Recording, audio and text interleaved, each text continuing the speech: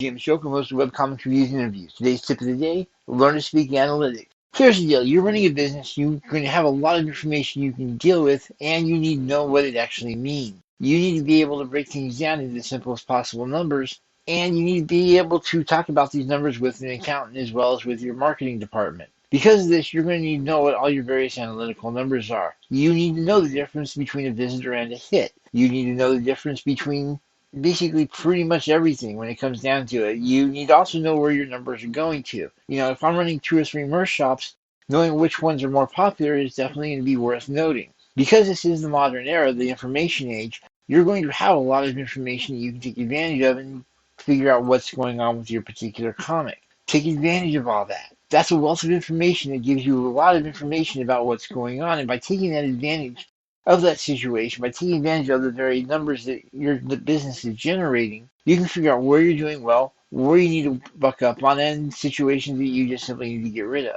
If you've got this really cool merch idea that you really, really love, but is doing really, really bad numbers, then hey, it's time to get rid of it no matter how much you love it.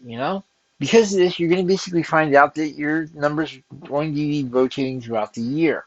That's fine. That happens in every business, especially if it's a seasonal one or if there's just something a little bit more interesting going on every year.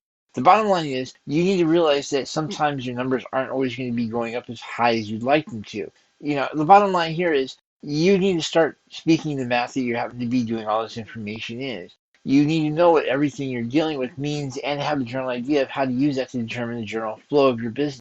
You also need to be able to allow for when the business isn't doing so well as when it's doing pretty well. And you're going to find out that over time, you're going to be able to predict this a little bit ahead of time and, have a little bit of fun with it. So when it comes down to it, if you want to really run a successful business, you need to learn how to speak analytics.